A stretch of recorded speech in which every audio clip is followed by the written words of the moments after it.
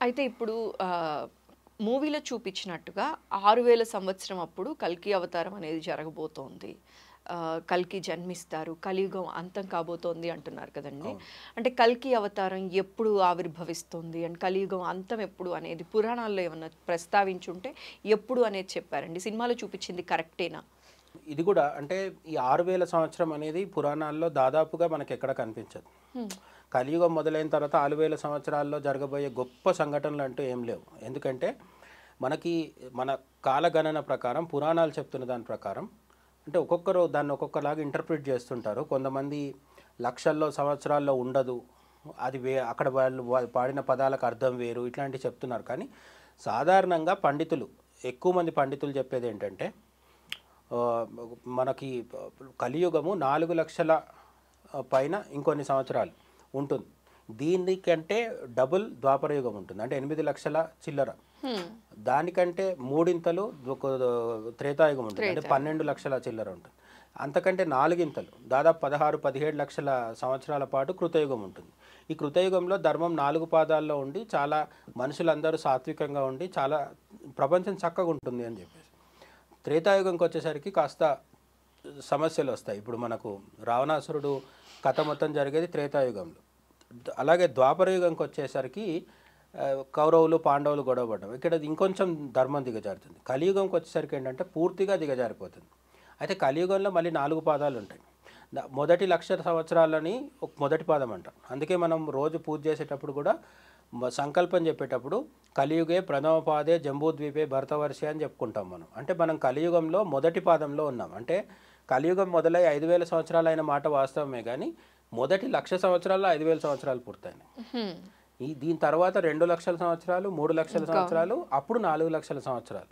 ఆ 4,00,000 సంవత్సరాల వ్యవధి ఏదైతుందో అప్పుడు ఇంకా ధర్మం పూర్తిగా నశించి ఎక్కడా గుళ్ళు కానీ గోపురాలు కానీ కనిపించని స్థితి, ఎక్కడ చూసినా సరే గోవుల్ని వధించి తినడం జరుగుతుండొచ్చు, ఎక్కడా స్త్రీలకు భద్రత లేకపోవడం కానీ, చిన్నపిల్లలకు భద్రత లేకపోవడం కానీ, ఆ మాటకొస్తే పురుషులు కూడా పెద్ద సంఖ్యలో యుద్ధాలలో చనిపోవడము, సమాజం మొత్తం అస్తవ్యస్తం అయిపోయి అధర్మం పూర్తిగా అధర్మమే రాజ్యం వెళ్తున్నప్పుడు కలి వస్తాడని కల్కి పురాణం కావచ్చు మిగతా పురాణాలన్నీ చెప్తున్నాయి. అయితే కాబట్టి కలి వచ్చిన పురాణాల ప్రకారం చూసుకుంటే మనం 5,000 సంవత్సరాల దగ్గర ఉన్నాం కదా, 4,00,000 సంవత్సరాలు అప్పుడు వస్తాడని. అంటే కనుచూపు మేరలో వచ్చే అవకాశం ఇప్పుడైతే లేదు. లేదు. హ్మ్.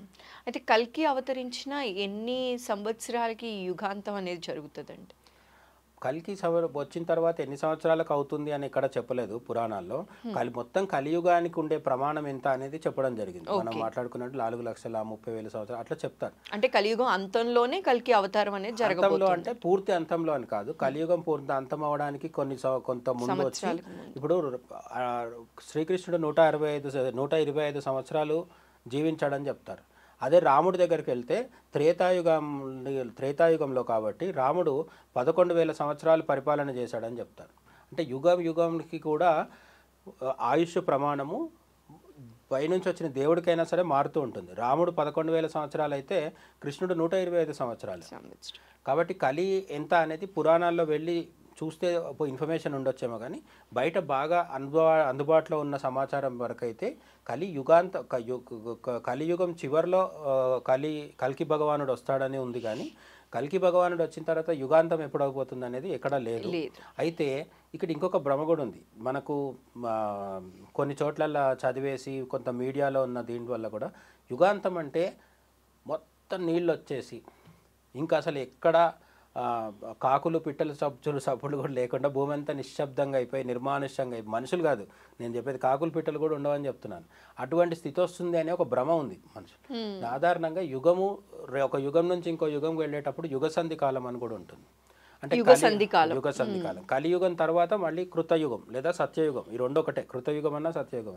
ఈ కృత లేదా సత్యయుగంలోకి కలియుగం నుంచి మనం వెళ్ళేటప్పుడు ట్రాన్స్ఫర్మేషన్ పీరియడ్ ఒకటి ఉంటుంది. ఆ పీరియడ్ని యుగసంధి కాలం అంటారు.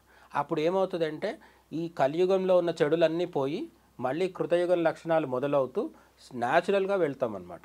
ఓకే. అందుకని ఈ ఈ కలియుగం నుంచి కృతయుగంలోకి వెళ్ళడం అనేది December 31 నైట్ మనం క్రాకర్స్ కాల్చి కేకులు కోసుకున్నట్టుగా జరగదు. స్లోగా చేంజ్ అవుతూ ఉంటుంది. సో దుష్టత్వాన్ని కలికి భగవానుడు వచ్చి పూర్తిగా నశింపజేసిన తర్వాత ఒక మంచి సమాజము ఒక మంచి వ్యవస్థ ఏర్పడ్డ తర్వాత ఒక పద్ధతి ప్రకారం స్లోగా కలియుగం పూర్తయ్యి యుగసంధి కాలం నడిచి మళ్ళీ కొత్తగా కృతయుగం మొదలవుతుంది.